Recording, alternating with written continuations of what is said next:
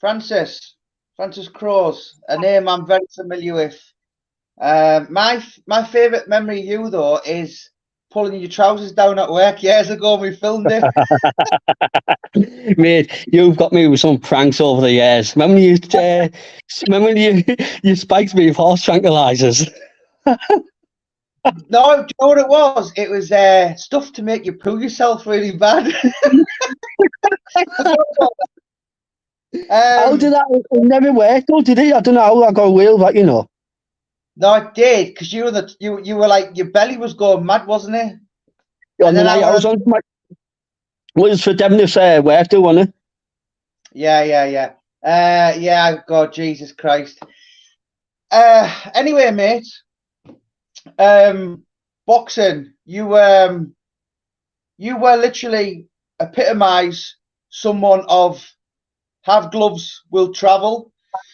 I spoke to one of your opponents the other day actually for the Junior Witter book, Tassif Khan. Khan. To me, Khan's cousin, isn't it? I didn't know that. No, you fought Amir's brother, but there was another guy Yeah. from Bradford who done a little bit for the Junior Witter book. So you literally fought the who's who of the flyweight world. Short notice, never questions asked. You got in there, and I don't think there was anyone who you never fought. Sure, mate. I appreciate that from you because you obviously you've been around me for a long, long time. You know your boxing inside out, and that's one thing I'll give you credit for, mate. You do know your boxing. So that coming from you, mate, I do appreciate that. I was looking at the other day, and you literally there was the all top level, elite fighters, even like people who aren't here no more. Chris Edwards, God rest him, British champion. The up and coming ones, you just literally. Now that you've been retired for a few years now, Francis, do you look back and regrets? Would you have done anything different? I regret 90% of my career, mate, Jamie. Honestly, I regret most of it, mate. Don't get me wrong, like I've got an old school mentality, me. So my attitude was when I became professionals, it was like I wanted to get to the top the quickest way possible. Do you know what I mean? And I knew I couldn't really sell tickets in this town because Middlesbrough yourself, mate. They don't follow everyone, do they? No. It's a glory in the town, mate. Unless once I made it, they'll follow me. But on the way up, they wouldn't have followed me. So I give up all the sound tickets from day one, mate. And I thought to myself, the quickest way to the top is basically fighting the best kids possible. And if I'm good enough, I'm going to beat him. Or hopefully, I was hoping I'd get like at least like a favourable like decision from the judges and the draw and the refs. You know what I mean? Because normally when a lot of my fights as referee as the judge, which you know yourself, mate, on the 8-round fights and stuff like that, it's the referee that judges it, most of the time. But you never got to shake, mate. Like a lot of if you look back at my record, it looks terrible, but the fights don't speak for themselves and the rounds don't speak for themselves. Like they won't even give me a round. But honestly, mate, I'm not just saying it right. And God rest his soul, I battered Chris Edwards. Like I bullied him. If you talk to Steve Ray, who used to work for the British Boxing Board of Control as an official, he was there ringside, and he even agrees. Like I beat Chris Edwards, mate. By the end of the fight, Ricky Hatton's mum and dad were stood on the feet cheering for me. I shouldn't like, and I'd be surprised if they give me a round that night. Another fighter, kid called Mulhern, from Wolves. He was an ABA champion, unbeaten prospect at the time. Chris Riley boxed Troy on a show in Liverpool Olympia, I think it was, or Byron McGuigan's show. Yeah. First, we were both boxing in the same night, mate, and as you know, we're in the same team, so we couldn't be in two places at the same time. So I went to Riley's fight, watched him box. I think Riley got a draw that night. I can't remember now. I think he got a draw. Troy was meant to be a big up-and-coming film at the time, when he had Troy Jameson or something like that he was called.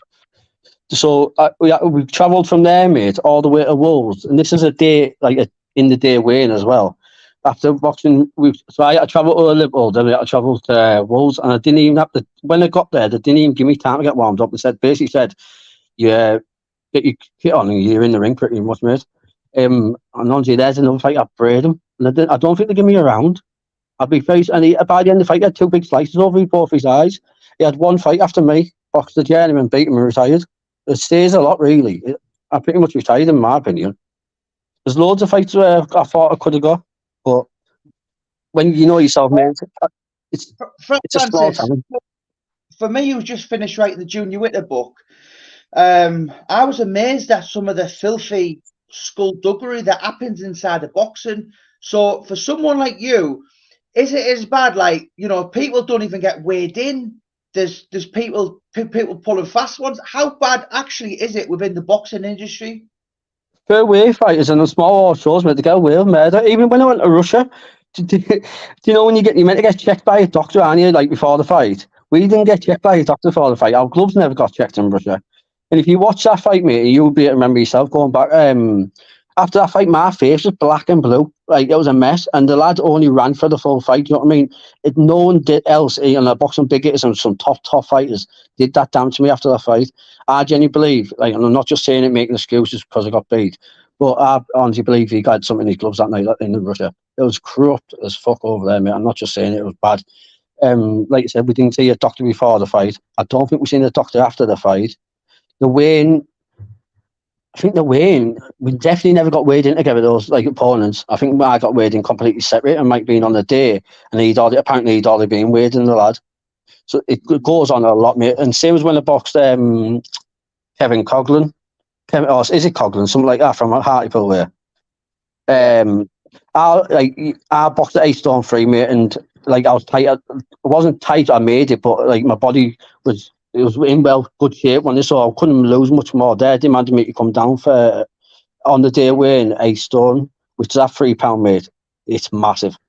I think it should have been a 10-8 round the first round. It was that like one-sided for me, and after that, mate, I'm not just saying it, I died in the ring. Like, I had nothing in me. I went back to the corner and I just knew my legs were like jelly, but like I had nothing. I don't know how I got through the rest of the fight off the energy, because it's on the day wins, they're deadly and the dangerous, mate. They really are, but it goes on a lot. When I boxed that Tassif Khan from Bradford or somewhere like that, that was a day before weighing, and he weighed in £7 or £8 heavier than me the day before. So how much did he weigh in the night? Do you know what I mean? And then that fight, I was a floater on Sky. They come in the change rooms around about 8 or 9 o'clock and said, Francis, there's been a stoppage, like, you're on next. Because they used to, a lot of time when I was on Sky, I was a floater, but I got in because I knew I was going to give the opponent a decent fight, and 9% of the time I wouldn't get stopped. No time to come and go. 12:30 at night. I was falling asleep in change rooms. I kept getting up, filling the sink with cold water, dipping my head in it, and like, sitting back down to wake me up. I was absolutely fucked me if I didn't go in there. I was gloved up from 8 o'clock. See, at the time, Francis, you were a young kid, you went pro, and then all of a sudden, now you're around some of the biggest stars in British boxing. You're very familiar with Ricky Hatton and all that kind of thing. Were you ever starstruck when you were around a lot of these people? Once, and it was when I boxed on the Ricky Burns world title fight in Glasgow. Because the others all in the change rooms, mate. Sorry, what was that? September 2010. Yeah, that's when it was. It was in Glasgow, mate. But it was in the Wayne was a day before. It was in a massive spot shopping centre. Do you know what I mean? I wasn't used to stuff like that, mate. I thought, what's going on here? I'm just a lad from Middlesbrough, do you know what I mean? Next minute, I'm getting weighed in live on the show in the middle of the shopping centre. But what that didn't faze me. Stuff like that didn't bother me because I'd beaten a rough in my first fight. After that, like, nothing bothered me. But I was starstruck when Crawford, just by Terence Crawford, mate. And at that time, not many people knew who he was. He come in the change room, right, with Letitia Crawford, his sister, and about 4 of us. Ricky won the world title? Sorry, what was that? I thought you meant when Ricky won the world title. That was when he lost it. I think that was 2013. Yeah, no, I mean when he lost it, against, that's the only time I boxed a Ricky Burns card, I think. But Crawford come in the changing rooms, not the changing rooms, the weighing room, because there was Joshua, Ricky Burns, Scott Cardell, everyone basically was on the card, and there was some big names on the card. Crawford come in Glasgow is a racist place, isn't it? He come in, mate, as a black man by himself, about five of his team members, and he was just singing and dancing. He didn't give a care in the world. He sat there was a big them pillows in the middle of the buildings. He sat against one of them, mate, and he didn't care who was there. That's the only person. I was sat next to him, and I was asking my mate I was acting like the fighters, like Joshua and that, and for pitches, no, my mate. I didn't bother asking for himself, because at the end of the day, in my opinion, mate, they're just fighters like me. There's only special ones like Crawford that I would have been over the moon getting a picture with, and I never asked him. I wish I did to this day now. Asked him no to get a picture with him. but he was totally unheard of then. Do you know what I mean? No, Like no. I was going to go to that. Actually, Alex Morrison invited me, and was that when Imran Naeem took you up? Yeah. Yeah. Well, yeah. And I mean, obviously, Terence Crawford then. Now he's a Wales superstar, but he was totally unheard of then. Joe, mate, when I watched him and doing that show live, I knew after there, mate. I said to everyone, Terence Crawford, like he'll go up to welterweight and he'll clean up. He's elite. I knew watching him live, mate. The lad was elite. I think Ricky Burns might have won 1 or 2 rounds that night, and Ricky Burns is a 4-weight world champion. Do you know what I mean? This is a 3-weight world champion. So Ricky Burns is a 3-weight world champion, mate. It was like being in some tough fights and beat some tough fighters. This is a kid who's fighting for his first world title away from home as a black man in a very, very racist city. And he didn't care the world, mate. He probably might give away 2 rounds all night. He was elite, like unbelievable. I mean, I take it you travelled massively. I don't know. Did you make a bit of money out of it, Francis, at the time then? Nah. Do you know when I boxed in Eurosport, my debut? Yeah. That was in Russia. I call it Russia because it is Russia, mate, but Belarus, yeah. 6-3s on Eurosport. Do you know how much I walked away with for that? 600 quid. 600 quid for 6-3s on Eurosport. Now, what's going on there? Do you know what I mean? What's going on there? The most I ever walked away with, mate, truthfully, in my fights. And it wasn't worth it for the fighters I was fighting. I just did it because I loved boxing and I wanted... My dream was to be a world champion. The most I walked away with, truthfully, was roughly about 1,800 quid max. And that's that's the one fight, yeah. That's the most I walked away with. After paying people off, the most I come out with was roughly 1,800 quid. And I think it was for the first Usman Hamad fight, which was live on Sky. But the second one, you were ripped off badly. I know it was, mate. I put him down in the second round, I think.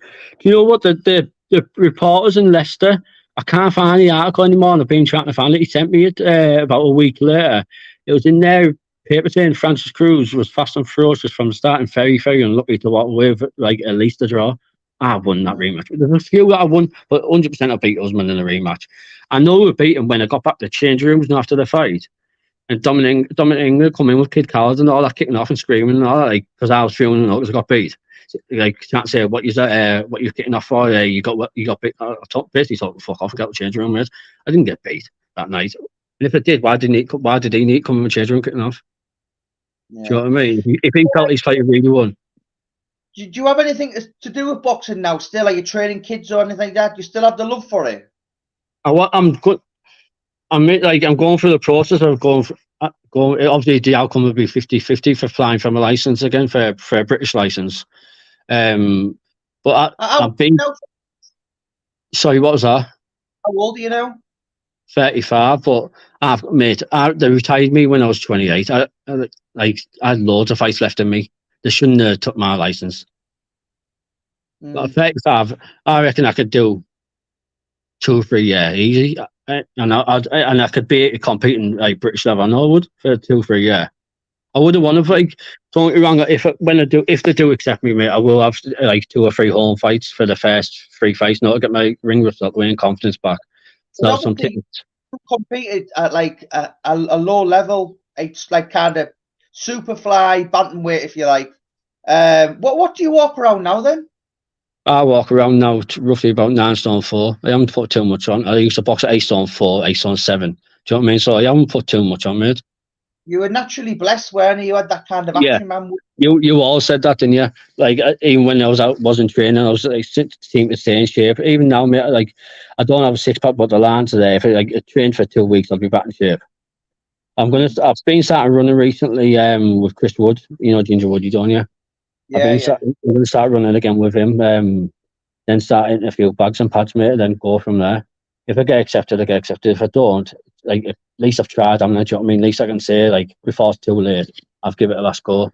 But I wouldn't mind coaching because I know my brains are probably better than my ability with my asthma and stuff like that. Like I am sort of limited. You know what I mean with my physical ability, but I know that. But what I can make up with heart and my chin, mate. It's simple as that, and I can hit from my weight.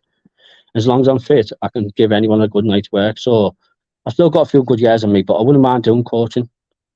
It's getting your own setup. This is a small town, isn't it? It's a Yeah. very small town, mate. It's a very competitive town. Do you know what I mean? No one wants help. Francis, I mean, was there any times in boxing? Obviously, you were kind of, classed as like a journeyman kind of thing, but that's an art itself. Do you know what I mean? It's like, was there anyone who ever kind of really hurt you and you just thought, whoa, what the fuck was that?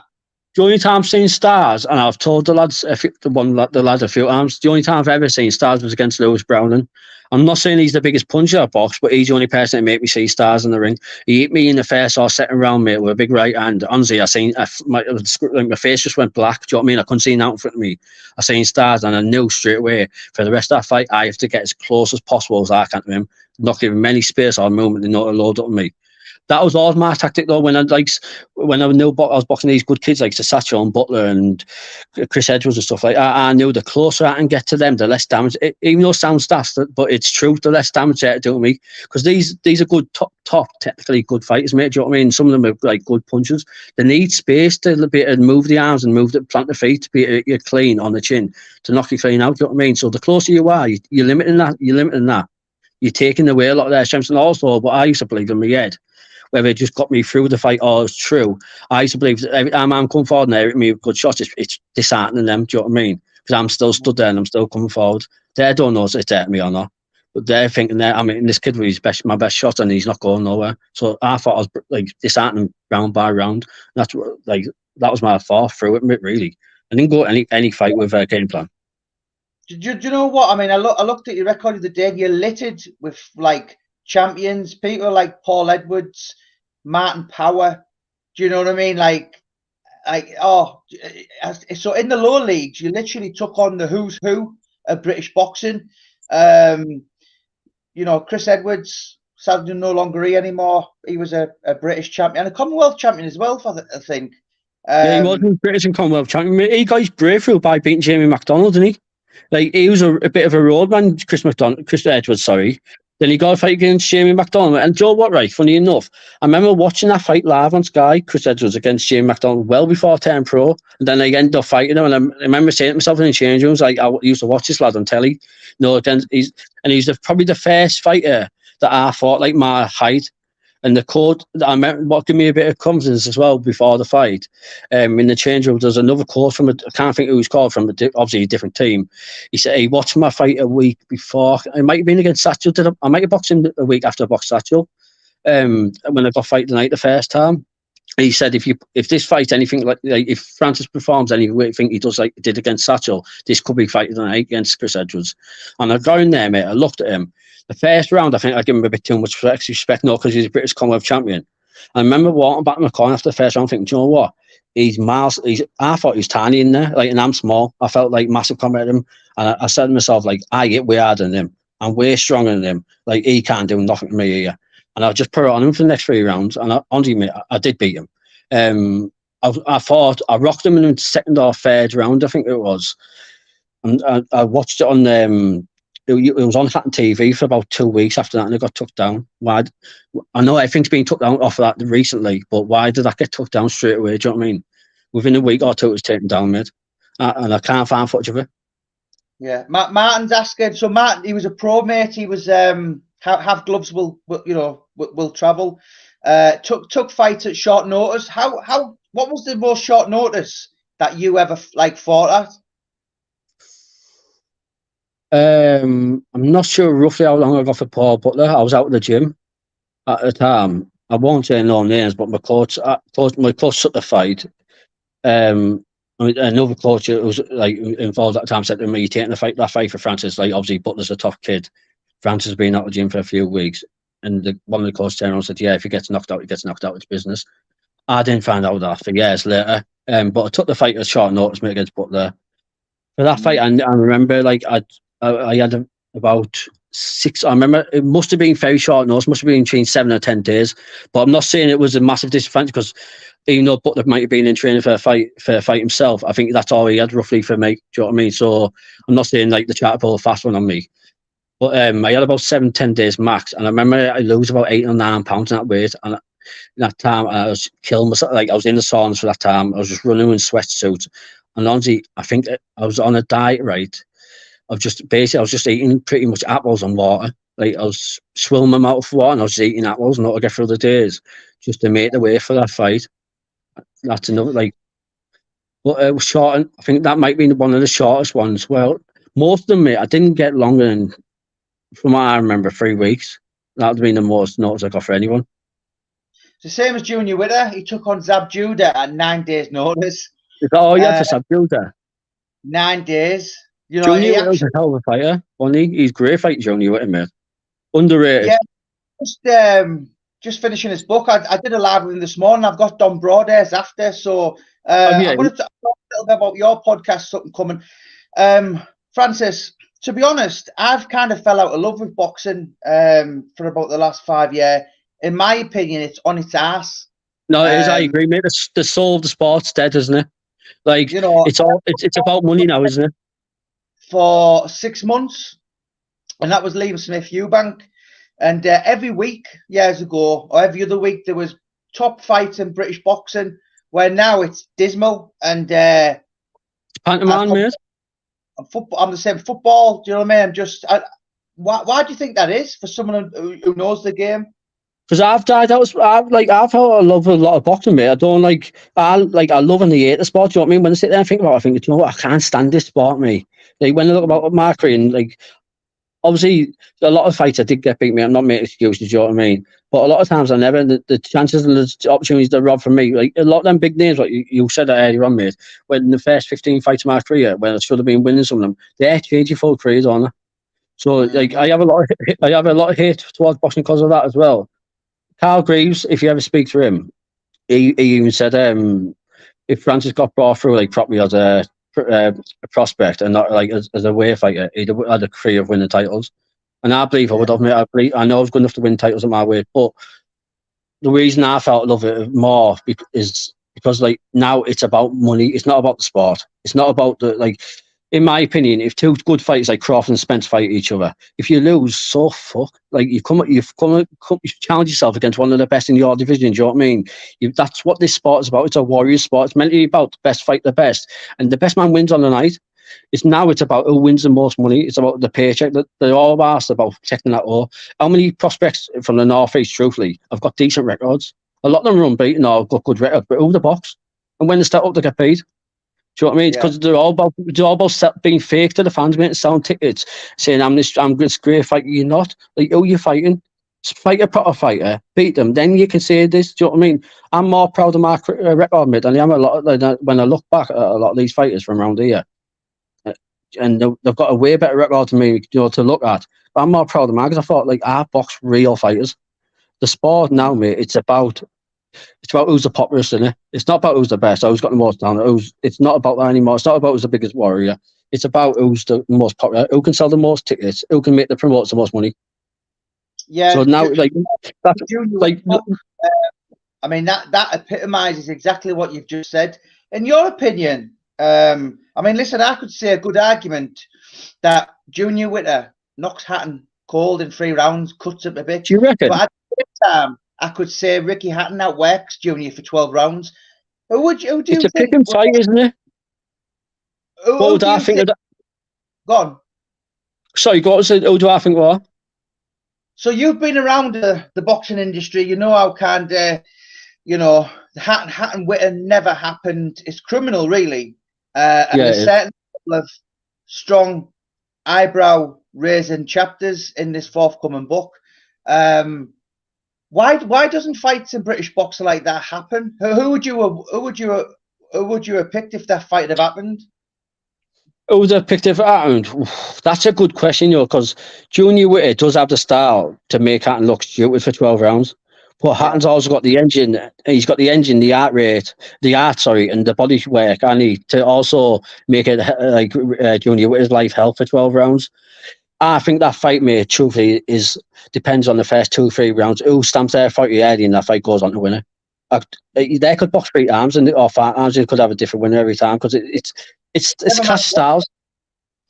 It's a clash of styles in the Jamie, that fight, mate. Like, they both got world-class styles at what they did. and it's who implement. For me, it's who, like any style, mate. It's who manages to put their fighter in that fight early and their style over the other fighter. Normally, that's the pattern of the fight for the rest of the fight. They're going to win the fight. These big fights, Crawford, he got his pattern of style early on Spence, and that was it. He went on to dominate the fight, do you know what I mean? But it could have easily been the other way around. Spence got his pattern early on, right? He could have went on to dominate. Crawford just proved it, for me, though, Crawford's elite. Do you know what I mean? He's a level above. For Hatton and Junior Witter, I honestly wouldn't like to say I would win. I like both fighters, mate. I think they're both brilliant at what they do. They both box some brilliant fighters and beat some brilliant fighters. So I wouldn't like to say it, but I know that Junior, I think, lived a life a bit more, didn't he? Yeah. Like, Hatton didn't live the life outside the fight. That's why he got chinned by Pacquiao very early. And, like, he got chinned in a round or two by Pacquiao. So the bookies, so Ricky gave up the British title rather than face Junior 2002. It was basically agreed that so Junior sidestepped and let John Thaxton, his stablemate, Brendan Ingle, God rest him, use that as a yardstick. Yeah. And basically, and John Thaxton done very well against Hatton that night. It was a war, wasn't it? It was a hell of a fight, that. Yeah, some people thought Thaxton won. Hatton was cut in the first round. And basically, after that fight, it was just never spoken of. The bookies had Witter the favourite, but obviously, as the careers progressed, 2005, 2006, 2007, Hatton went up levels. So I think he probably would have been a favourite under the bookies. Later in the career, definitely, yeah. But going after Hatton beat like the Cotasu, and who did he beat after that? Was it Collazo? Went around about that time. I'd put Hatton. Cano. So he'd been knocked out in his previous fight by Vicious Vivian Harris, who Junior had not called. Everyone in the world all the division didn't want nothing. He was literally touching 6 foot. Big tough African raised up in New York. I remember Vivian Harris. He's a tough, unbelievable fighter, to be fair, mate. That's a great win for Junior Witter, that. This book, I spoke to a lot of people. Spencer Fearon said to me, this book is very adaptly named, The Avoided. Particularly when he had them 15 fights, 15 wins, 15 knockouts, and he cleaned up domestically, British, Commonwealth, and European. And at the same time, Ricky, who is boxing royalty, but he was kind of selling out arenas for the WBU. Do you know what I mean? Anyone who knows in boxing, that belt is as good as an area title. Well, the European course is, mate, it's terrible. It's a terrible belt, and most people don't know boxing or do they, Jeremy? Let's be honest, mate. A lot of fans sitting at home, they just say a title and that's it, it's good. They don't know the meaning of the titles, do you know what I mean? There's a massive difference. But do you reckon it could be something to do with, like, Junior Witter was a massive high risk, low reward? Oh, absolutely. You know what I mean? Listen to his Oasis. He fought out of Manchester. He had every Man City fan in the world. Junior kind of never put himself across by his own admission in them days. And he fought. He was from Bradford. He boxed out of Sheffield. And he wasn't likable. Where Ricky was the boy next door. Everyone loved. Everyone could massive relate ticket seller, wasn't he? Oh, huge. And he was on a bill. He was on the bills, and Farnell was the biggest. But I mean, Michael Gomez was the biggest ticket seller out of the lot. But I want to come. So you've got a podcast coming now. I'm going to put the link in the bio when you send me it. So what's it called, and what you're hoping to achieve with it? It's called North East Boxing Blows with Francis Croes, mate. I'm just sure it is, right. Francis, sorry. You should have called it Blows with Croes. That's not bad. I know it's not a bad one, actually, that. Blows with Croes, that's actually decent, mate. But you know what? Round Middlesbrough, they think it's a fucking sex advert. You know what I mean? But no, Joe, I don't know what I want to achieve, mate. I love boxing, right? I love like the fights I'm getting on. They're all ones I have massive respect for. The British, they're all British legends, really, mate. They won British Commonwealth, European titles, stuff like that. Clinton Woods was a world champion. I want fighters on my channel, mate, or you have respect for and look like or appreciate the record. You know what I mean? I don't want these ticket sales who haven't boxed anyone, really. So I just want it's a way for me to stay in touch with boxing, mate, and also like connect to fans. Like a lot of these fights they forgot about. I don't realise how good they were. Do you know what I mean? So it's a way of bringing them back as well. Like, how many fighters? Don Broadus was unbelievable. I'm telling you, a very, very, very good professional, mate. He's a brilliant fighter. Well, Sorry. Don Broadus, I'm speaking to him. But obviously, so he was like Commonwealth champion, but there's not, in the greatest respect, there's not a massive amount of money in the smaller weights, is there, compared to middleweight and welterweight and beyond? I was talking to Anthony Nelson when I was doing podcast for Nice Sports, and I respect for like the opportunity they're giving me, by the way. For when I was doing podcast for them, we had Anthony Nelson, and he said like he boxed for the Commonwealth title, won it, and he's pretty much skin the next week after paying everything off and never know. Do you know what I mean? That's a Commonwealth champion. That's how bad boxing pays. Like, that's shocking for a lower division. The lad just won a title, which realistically puts him in British like history, and also should change your life, shouldn't it? When you become British or Commonwealth champion, and he's skinned a week later. I've got to know a lot of fighters, and kind of unless you've got good sponsors, then boxing's not a full-time job, or you need to, for boxing to be a full-time job, you need to at least be European level.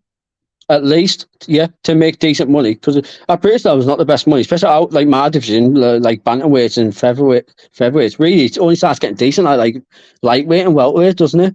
Like the pay, and then you have to be a big name, otherwise you're not getting the best of it, mate. On my debut, right, I remember this how bad it is for like the pays for divisions. There was a lad boxed from London, I think he was called Ali Adams. I can't remember. It was he come to rush over us.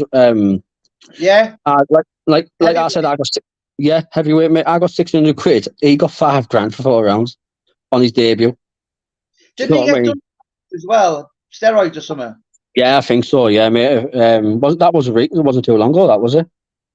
Did you know John? I used to speak to John Simpson quite a lot, and he said to me, he said, like, I mean, obviously he boxed. He should have really been a super bantamweight, but he was featherweight. But he took fights at lightweight. But he wasn't fighting someone 9 stone 8, which was like a lightweight. He was by the time they were getting in the ring, they were 11 stone. And it's like said to me, when you it's a massive difference. Like featherweight, lightweight beyond, it's like knockout power. Do you know what I mean?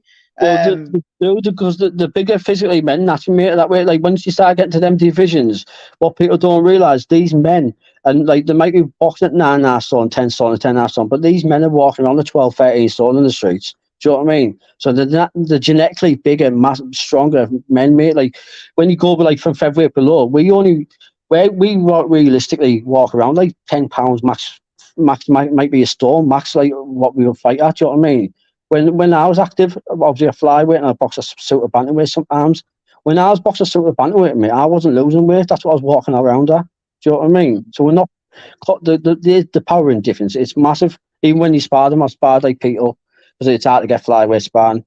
So I sparred like weight divisions above me, mate. And you can feel it. You don't like the likes of bantamweight, super bantamweight. It doesn't affect you too much because they do it a little bit harder, but it's not much. And I was tough anyway. But once you start getting to like lightweights and that, mate, it's massive difference. Look at Derry Matthews.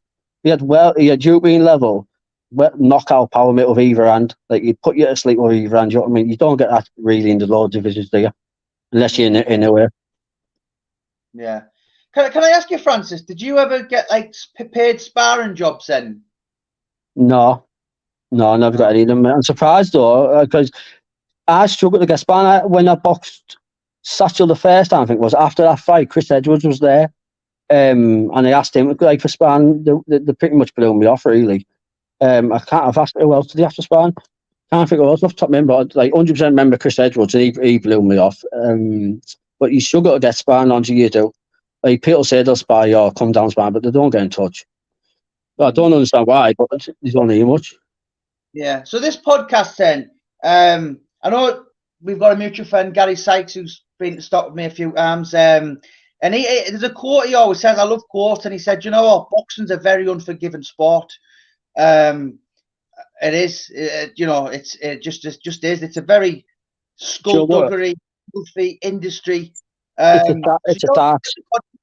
I've got to tell you, Francis, if you're doing less than 3 podcasts a week, you're wasting your time. You need to be prolific. Obviously, you've got a lot of connections with people in the game. You people you've fought, people.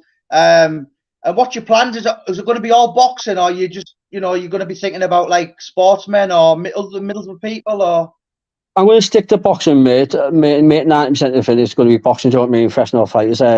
But I do want to get a few amateurs on and give them a chance to like get some publicity as well from Middlesbrough, the North East. But I also will, mate. Not some like if we won't be often, but I will like give people like who've got businesses from Middlesbrough, to, like, come and just talk about boxing, also advertise their company. Do you know what I mean? To help them out, because in the North East, mate, what we don't do is we don't have each other's back.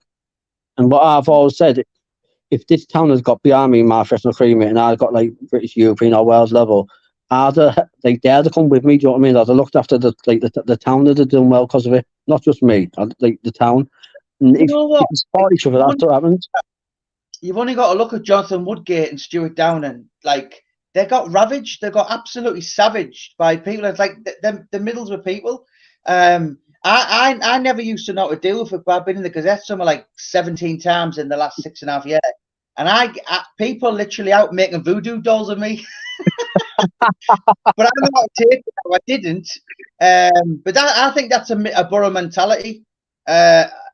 Of anyone, they'll just hate him. Do you know what I mean? But yeah, you've got thick skin, mate. You like, I'll give you credit, mate. You've got thick skin. Do you know what I mean? You take a lot of unnecessary stick, mate. You like. Jenny, you're a good man, mate. I've always got along with you. You've always give me respect. You know what I mean? So anyone shows me respect, I show them it back.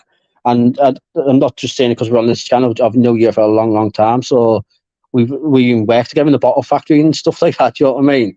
But God, this town, mate, it's a long time ago. Like this town, they say they want you to do good, but nobody wants you to do better than them. Do you know what I mean? They secretly want you to fail. Like the amount of times I've been slagged off and stuff like that from my boxing career, and by people who've never boxed or don't have a clue who I fought or how the fights would have went. So I come to the point where I didn't even used to announce my fights or tell anyone. I used to score fighting. Like I didn't even if people found out and see me like, oh, you got beat, blah blah blah. I didn't even used to try and defend myself. I thought, you know what? You don't have a clue about boxing. You don't know what you're talking about. Regardless what I'm saying, I'm just going to come across like I'm just making excuses. So believe what you want, think of what you want. I couldn't care. They don't support you in this town. Where I've always had my friends back me or anyone's back. If I want people to do well, do you know what I mean? If I can help someone, I will. And like I said, mate, if I'd have done well in my career, I'd have took this town with me and I made sure that I'd done well. That's why I want to try and help people in this town, like fighters, especially these up and coming fighters. But I want a big for. I'm not going to lie, mate. It will be for fighters with the mentality, like the right mentality. Do you know what I mean? Not these fake ones that want to sell tickets. I want like real fighters on my channel to help out. Then I'll have all the time. I'll have all the time in the world for them. So what does Francis Croes do now? Then now you've hung the gloves up. Support work for autism, mate, and challenging behaviour. I've done it for a while. Obviously, I was doing labouring for a bit for Michael, and I've done labouring for my mate Ben McCullough. He just started his own business. The Mac building specialist from Park End. He's a good lad, mate. So I was doing a bit of building work with him on and off, but mainly, mate, support work with autism. I've worked with dementia as well, but that scared me a bit.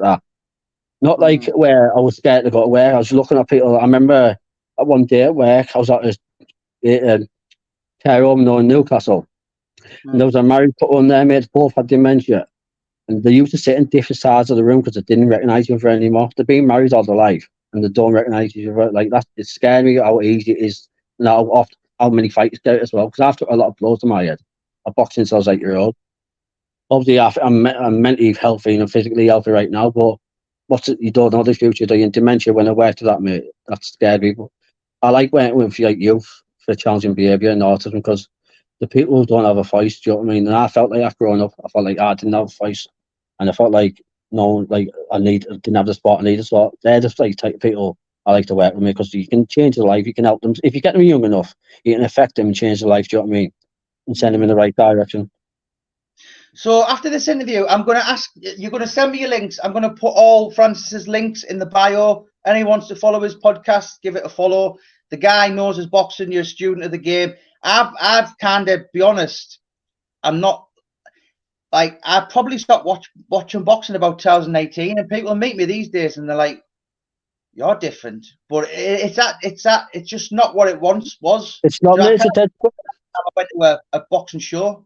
So is Jimmy, the sport will never come back, you know. It'll never be the same again. now it's about, look at these YouTube stars and these misfits. Now it's about the money and the popularity. It's not about the fighter.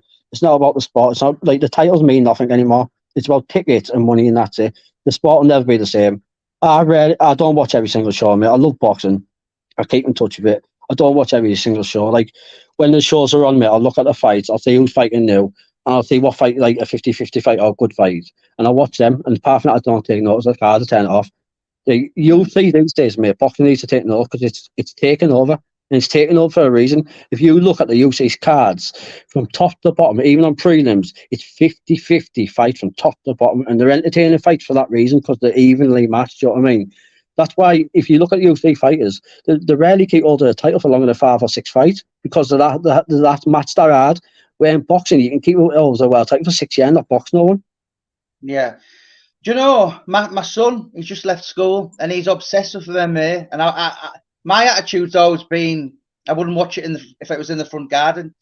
But he said to me, he said, Dad, he said, it's literally Manny Pacquiao fights Mayweather every week. Do you know what I mean? The fights are top draw, Jamie. If you actually watch some of the fights, right, I can send you links for 1 or 2, and they're absolutely unbelievable. Like, one of them fights is 2 women. I can't think of the name. It's Wilai Shang against a Polish lass, I think she is. I'll send you after this, right? I'm not just joking. The 5 rounds, mate, for women, it's better than 90% of men's boxing fights you see now. It's unbelievable. It's just an all-out war, and they're not wrestling and stuff like that. They're stood up punching each other's face for 5 rounds, and it's good level fighting. And it's like that for 90% of the fights in the UFC.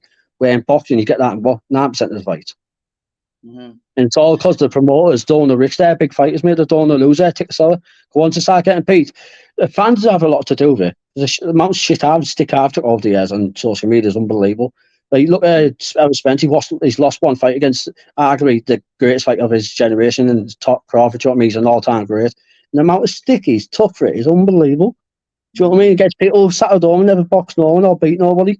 The only piece of paper they ever written in their life is probably the last. Do you know what I mean? Just bullies. But they're big enough to go on social media and give Errol Spence stick for getting beat by Crawford. That's a lot of the reason why the promoters won't risk the big fighters, mate, because they know once they get paid for 1 or 2 fights, the marketing value is gone. Look at AJ now.